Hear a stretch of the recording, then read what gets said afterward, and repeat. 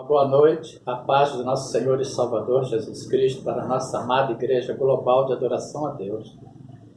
A IGAD, onde formamos o corpo de Cristo espiritual, onde ministramos a palavra de Deus viva e eficaz, onde formamos discípulos em todo o Brasil, em todos os países do mundo, em todos os 6 continentes da Terra: Américas, Europa, Ásia, África, Oceania e Antártida. Neste domingo, neste dia 28 de fevereiro de 2021, mais uma vez, o Espírito Santo de Deus nos manda trazer uma palavra exortadora para a nossa amada igreja. Irmãos, tem muitas pessoas que não estão recebendo as suas bênçãos, são pessoas sinceras, retas, tementes a Deus, que se desviam do mal, mas Satanás as está acusando diante de Deus, as impedindo de receber as suas bênçãos. E vejamos por quê. Vamos ver o que aconteceu com Jó. Jó era tido por Deus, com palavras de Deus, como um homem sincero, reto, temente a Deus e que se desviava do mal. Porém, Jó, ele era um homem religioso. Ele não agia pela fé, tanto que ele tinha um temor no seu coração de que se algo sobrenatural acontecesse a ele, ou à família dele, ou a algum deles, ou aos seus bens, que Deus não seria suficientemente grande para protegê-los. Tanto que ele confessa isso, está escrito no livro de Jó, capítulo 3, versículos 25 e 26. Porque o que eu temia me veio, e o que eu receava me aconteceu. Nunca estive descansado, nem sosseguei, nem repousei, mas veio sobre mim a perturbação. Jó, ele se via envolto de uma grande religiosidade, mas ele não exercia a fé. Porque quando Deus falou aqui no livro de Jó, capítulo 1, versículos 8 em diante, e disse o Senhor a Satanás: observaste tu a meu servo Jó? Porque ninguém há na terra semelhante a ele. Olha só, Deus, ele tinha um grande apreço por Jó, e ele falou com Satanás, porque ninguém há na terra semelhante a ele, homem sincero e reto e temente a Deus e desviante-se do mal. Mas Deus não falou que Jó era um justo, porque nós já vimos em Hebreus capítulo 10, versículo 38, que o justo vive da fé. Hebreus 10, 38, mas o justo, o meu justo, viverá da fé. E se ele recuar, a minha alma não tem prazer dele, ou não se compraz dele. Portanto, Jó, ele não vivia pela fé, apesar de ele ser tido por Deus como um homem sincero, reto, temente a Deus e desviando-se do mal. Satanás o acusou de agir desta forma interesseiramente. Por quê? Para obter favores de Deus. Olha só o que diz Satanás. Então respondeu Satanás ao Senhor e disse: porventura teme Jó a Deus debalde, ou seja, em vão?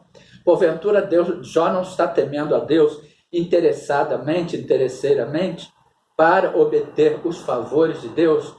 Aquilo ali abriu as portas.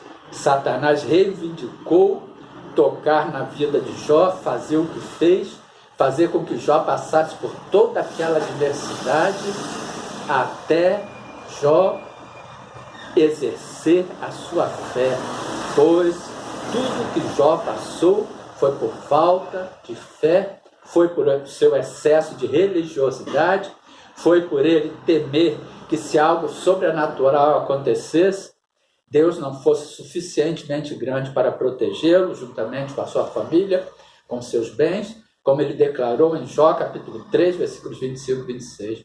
Só no final de toda aquela adversidade, quando ele passa por toda aquela adversidade, que ele entra na presença de Deus, ele sofre tudo que sofreu, aí que ele exercita a fé. Olha o que ele confessa no livro de Jó, capítulo 42, dos versículos 1 em diante. Então respondeu Jó ao Senhor e disse: bem sei eu que tudo podes. Aí ele chegou à conclusão de que Deus tudo pode. Olha só. Bem sei eu que tudo podes e nenhum dos teus pensamentos pode ser impedido. Quem é aquele, dizes tu, que sem conhecimento encobre o conselho? Ou seja, quem é aquele, dizes tu, que sem conhecimento é a palavra de Deus revelada, vivificada a nós pelo Espírito Santo de Deus. Quem é aquele, dizes tu, que sem conhecimento encobre o conselho? Por isso falei do que não entendi, olha só, Jó confessando. Por isso falei do que não entendia, coisas que para mim eram maravilhosíssimas e que eu não compreendi. Olha só, Jó vivia na religiosidade. Ele não tinha tido um encontro verdadeiro com Deus. Ele só conhecia Deus de ouvir falar, de ver Deus se manifestar através de outras pessoas, nas vidas de outras pessoas. Olha só. Escuta-me, pois, e eu falarei, eu te perguntarei, e tu ensina-me. Com o ouvir dos meus ouvidos, ouvi. Ele só conhecia Deus de ouvir falar. Mas agora te veem os meus olhos. Aí que ele teve um encontro com Deus, que ele passou a ver a Deus face a face. Olha a oportunidade que todos temos de ver a Deus face a face, através da sua palavra, revelada, vivificada a nós pelo Espírito Santo de Deus, conforme está escrito no 2 Coríntios, capítulo 3, versículo 6, o qual nos fez também capazes de ser ministros de um novo testamento, não da letra, mas do Espírito, porque a letra mata, o Espírito vivifica. Com o ouvir dos meus ouvidos ouvi, mas agora te veio os meus olhos. Por isso me abomino e me arrependo no pó e nas cinzas. Ele se abominou e se arrependeu no pó e nas cinzas. Tudo aquilo, toda aquela adversidade que ele passou foi porque ele não exercia a fé e Satanás o acusou de ser um homem sincero, reto, temente a Deus e que se desviava do mal por interesse. Por quê? Porque ele servia a Deus dessa forma. Isso foi a acusação que Satanás fez perante Deus. Teme Jó a Deus debalde, ou seja, em vão. Por quê? Será que Jó não está te temendo porque ele tem interesse? Ele está sendo galardoado com bens, com tudo de bom está acontecendo na vida dele? Aí Deus deu a autorização, a permissão a Satanás de tocar na vida de Jó. Por quê? Porque Jó confessou, conforme nós já vimos no livro de Jó, capítulo 3, versículos 25 e 26. Porque o que eu temia me ver, ele tinha esse temor no coração, e o que eu receava me aconteceu. Nunca estive descansado, nem sosseguei, nem repousei, mas veio sobre mim a perturbação. Tudo que ele temia, tudo que ele receava, aconteceu no todo o decorrer das suas aflições, das suas angústias, das suas atribulações.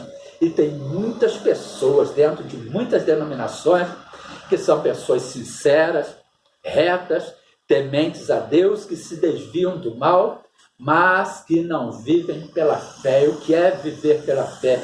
É não olhar para as circunstâncias, é não olhar para o que está acontecendo ao redor, é olhar para um filho nas drogas e falar: Senhor, eu não aceito essa situação, porque o Senhor me diz que os meus filhos são heranças do Senhor, conforme está escrito no Salmo 127, versículo 3. O Senhor me diz que eu não trabalharei debalde, ou seja, em vão, excessivamente, inutilmente, nem terei filhos para perturbação, porque são as sementes dos benditos do Senhor e os seus descendentes com eles, conforme está escrito no livro do profeta Isaías, capítulo 65, versículo 23. O Senhor me diz: a pessoa que está com problema no casamento, ela não olha para as circunstâncias. Em tudo, a pessoa que vive pela fé olha para o que Deus já deu na palavra. Não vive olhando para o que está acontecendo, para as circunstâncias, não. Ela crê que aquele que prometeu é fiel e justo para cumprir. E é por isso que muitas pessoas, sendo sinceras, retas, temente a Deus, desviando-se do mal, estão passando por adversidade, porque estão olhando para as circunstâncias, estão agindo na religiosidade, não estão colocando a sua fé em ação. Aí olha o casamento, às vezes o cônjuge traindo, ao invés de chegar diante de Deus e falar: Senhor, eu não aceito, porque o Senhor me diz na sua palavra que o que ajuntou, o que uniu Deus não separa o homem. Não, fica olhando para aquilo, fica às vezes conversando com A, B ou C, reclamando, criticando o cônjuge, falando isso, falando aquilo. Não, tem que confessar a palavra de Deus. Aí a pessoa vai ser mais do que vencedora. É uma luta que a pessoa vai travar contra Satanás e seus demônios, contra os principados, as potestades, os dominadores deste mundo tenebroso, as hostes espirituais da maldade nos lugares celestiais, porque nós não temos que lutar contra carne e sangue, conforme está escrito em Efésios, capítulo 6, versículo 12. Portanto, que fique esta palavra abençoada para a nossa amada igreja. Oremos, Pai. Muito obrigado por mais esta exortação que o Senhor tem trazido à sua amada igreja neste domingo, neste dia 28 de fevereiro de 2021. Nos perdoe, Pai, pelos nossos pecados, em nome de Jesus, pois estamos certos de que o Senhor está nos ouvindo dos céus, nos perdoando por todos os pecados, sarando toda a nossa terra, em nome de Jesus, Pai.